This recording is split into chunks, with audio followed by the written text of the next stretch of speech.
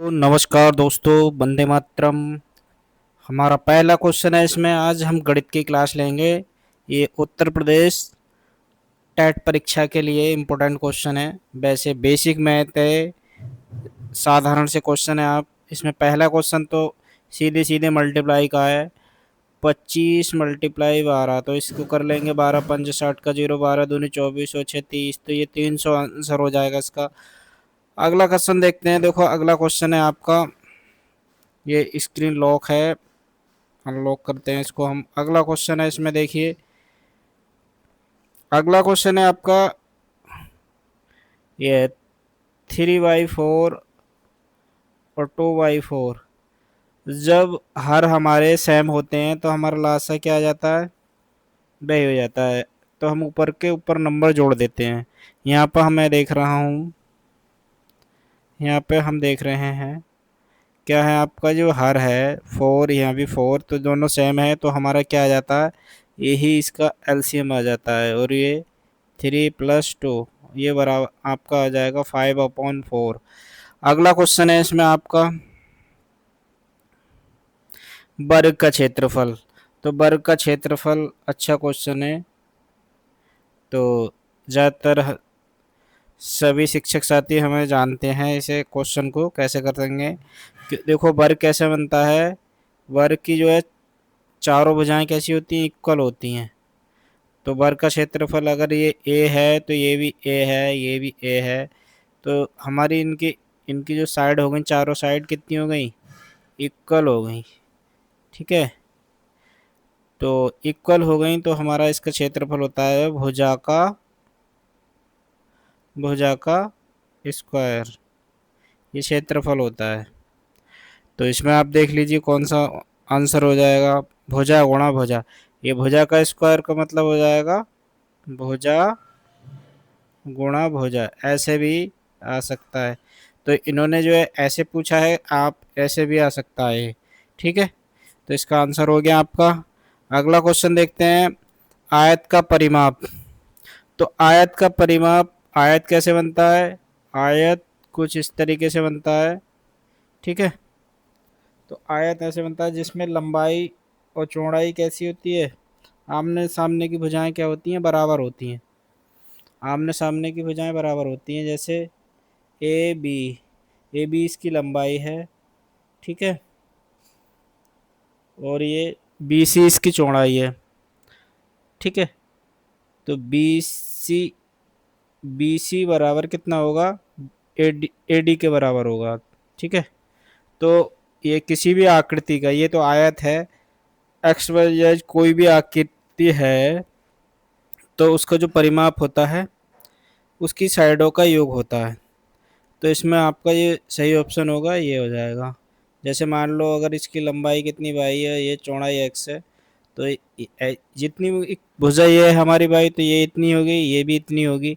अब मैंने कहा सारी भुजाओं को हम जोड़ देते हैं, ये बाई हो गया, ये एक्स हो गया, बाई हो गया, ये एक्स हो गया, तो सारी भुजाएं जोड़ के कितनी आएगी, बाई ये तो कितना होगा 2 बाई, ये हो जाएगा 2 एक्स है। टू टू से यहाँ कॉमन ले लेंगे, ये बाई हो गया, ये एक्स हो गया। ठीक है, तो बाई हमारी क्या थी, लंबाई, और ये चौड़ाई, तो ये आपका सही आंसर हो जाएगा।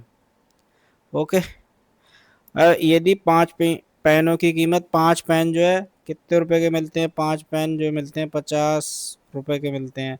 तो एक पेन की कीमत क्या होगी। ठीक है, तो एक पेन की कीमत बराबर कितना हो जाएगा, 50/5, तो यह आ जाएगा 10 रुपये। ओके, अगला क्वेश्चन हो जाएगा आपका, सबसे छोटी अभाज्य संख्या कौन सी है। तो सबसे छोटी अभाज्य संख्या इसमें आपकी कौन सी हो जाएगी, 2 हो जाएगी। ये आंसर याद ही रख लेंगे इसको। अगला है, पानी का रासायनिक सूत्र कितना होता है। तो पानी का रासायनिक सूत्र H2 होता है। अगला क्वेश्चन है इसमें आपका, सूर्य का ऊर्जा स्रोत क्या है। तो सूर्य का ऊर्जा स्रोत क्या है, दहन है, नाभिकीय संलयन है। तो सूर्य का ऊर्जा का स्रोत जो होता है नाभिकीय संलयन होता है। ठीक है, और परमाणु का विखंडन तो ये नहीं है। तो अब अगला क्वेश्चन है, मानव शरीर में रक्त शुद्ध करने वाला अंग कौन सा है। तो मानव का जो रक्त जो शुद्ध करता है तो किडनी करती है। ठीक है, किडनी का कार्य होता है, गुर्दा जिसे हम क्या कहते हैं, गुर्दा। अगला है, सबसे हल्की धातु कौन सी है? तो सबसे हल्की धातु कौन सी है, इसमें आपका लिथियम जो है सबसे हल्की धातु होती है ये। आजकल लिथियम का प्रयोग जो है बैटरी बनाने में किया जा रहा है। यह बल्ब का फिलामेंट की किस धातु का बना होता है? ये टंगस्टन धातु का बना होता है। ये क्वेश्चन बहुत बार आया। अगला क्वेश्चन है इसमें, मनुष्य किस गैस को श्वसन में छोड़ता है? तो ये कार्बन डाइऑक्साइड को छोड़ता है। ये आपका डी ऑप्शन, सी ऑप्शन हो जाएगा। यह विद्युत धारा की इकाई क्या है? तो विद्युत धारा की इकाई क्या होती है? एम्पियर होती है। सिंपल से क्वेश्चन है ये। ये पृथ्वी के चारों ओर कौन सा बल चक्कर लगाता है? तो कौन सा बल चक्कर लगाता है? आपका बी ऑप्शन हो जाएगा, गुरुत्वाकर्षण बल चक्कर लगाता है। मानव शरीर, अगला क्वेश्चन है हमारा, मानव हृदय में कितने कक्ष होते हैं? तो मानव हृदय में जो है 4 कक्ष होते हैं। ठीक है, अब सामाजिक अध्ययन के क्वेश्चन देख लेंगे। भारत की राजधानी है दिल्ली।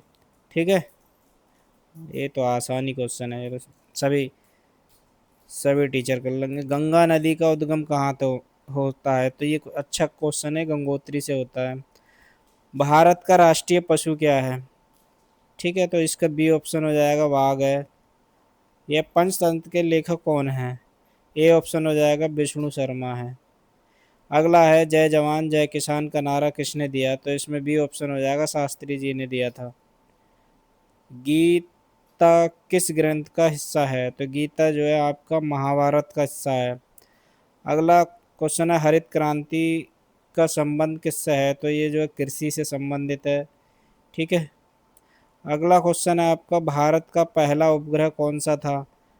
तो भारत का पहला उपग्रह जो है आर्यभट्ट था। ठीक है, अगला क्वेश्चन है इसमें आपका, ताजमहल किसने बनवाया था? तो ये सबको पता है। ठीक है, अगला क्वेश्चन है, जलियांवाला बाग हत्याकांड कब हुआ था? तो 1919 में हुआ था। ठीक है, ये अच्छा क्वेश्चन है। भारत छोड़ो आंदोलन किस वर्ष हुआ? तो भारत छोड़ो आंदोलन 1942 में हुआ था। अब यह पंचायती राज व्यवस्था का पहला राज्य कौन सा था? तो पंचायती राज व्यवस्था का पहला राजस्थान था। ठीक है, तो ये याद रखेंगे, पंचायती राज, तो राज से राजस्थान, यहाँ से इसमें तुक्का बढ़ा लेंगे। भारत का संविधान कब लागू हुआ था? तो भारत का संविधान जो है, बी ऑप्शन हो जाएगा, 26 जनवरी 1950 को लागू हुआ था। वो जो हो गया था, तो ये पहले ही तैयार हो गया था, 49 में हो गया था ये। ठीक है, अगला क्वेश्चन है, चिपको आंदोलन का संबंध किससे है? तो चिपको आंदोलन का संबंध है वनों की रक्षा से। ठीक है, अगला क्वेश्चन है, राष्ट्रीय